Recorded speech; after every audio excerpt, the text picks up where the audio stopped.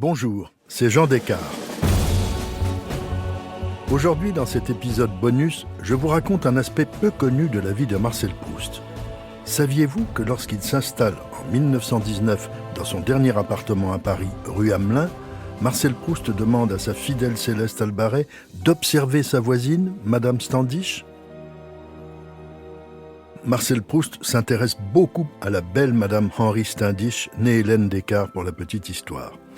Il l'a rencontrée en 1912, lors d'une générale de théâtre où l'avait conviée la comtesse Greffule. Il l'avait trouvée épatante d'élégance marinée, d'une simplicité artificieuse. L'écrivain se renseigne auprès de Jeanne de Caillavet sur les toilettes portées par les deux dames. Il veut s'en servir pour opposer les tenues de la princesse et de la duchesse de Guermantes à l'opéra. Deux façons de comprendre la toilette, l'élégance, très différente, très opposée, disait-il. C'est la comtesse Greffule qui est le modèle de la duchesse de Guermantes et Hélène Standish, celui de la princesse. Il décrira leur robe d'une façon extraordinaire dans la scène célèbre de la loge à l'opéra dans « À la recherche du temps perdu ». Hélène Standish est une des personnalités les plus marquantes et les plus discrètes de la société parisienne. Fille de duc, elle avait épousé un Anglais fortuné, proche de la cour de Saint James. Elle était l'une des maîtresses du prince de Galles devenu le roi Édouard VII d'Angleterre. Elle avait ses entrées à Buckingham Palace.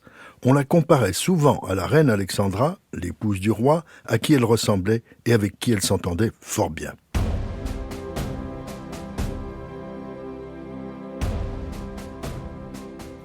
Quand Céleste Albaret dit à Proust que de la fenêtre de la cuisine elle a une vue plongeante sur la salle à manger des Standish, Marcel est aux anges.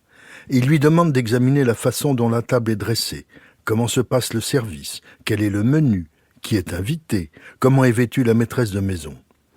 Céleste s'acquitte volontiers de sa tâche. Proust, voyeur ? Non. Proust, enquêteur. On sait que Marcel Proust se documente sans arrêt. Tout est sujet à réflexion et à interprétation. Proust se défend de reproduire des modèles, il s'inspire de quelques détails de telle ou telle personne pour en inventer une autre. Lorsqu'il avait demandé à Madame de Caillavet de l'aider à décrire les robes de la comtesse Greffule et de Hélène Standish, il l'avait supplié de garder le secret. Il lui expliquait que « les deux femmes que je recouvrirai comme deux mannequins de leurs robes n'ont aucun rapport avec elles, que mon roman n'a aucune clé, que si je leur en parle et si après cela mes personnages femmes sont empoisonneuses ou incestueuses ou n'importe quoi, elles croiront que j'avais voulu dire cela d'elles. » Marcel Proust est un immense romancier. Son imagination est suffisamment riche pour ne pas copier mais pour inventer. Cela ne l'empêche pas d'avoir le souci du détail juste que seule la réalité peut lui apporter. Si cet épisode vous a plu, écoutez le récit de Au cœur de l'histoire dédié à l'attribution du prix Goncourt à Marcel Proust en 1919. Il vous plaira aussi. Et surtout, n'hésitez pas à en parler autour de vous et à me laisser vos commentaires sur le groupe Facebook de l'émission.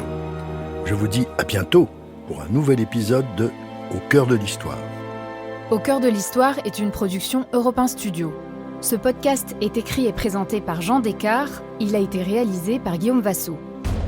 Pour ne rater aucun épisode, abonnez-vous sur Apple Podcasts ou vos plateformes habituelles d'écoute.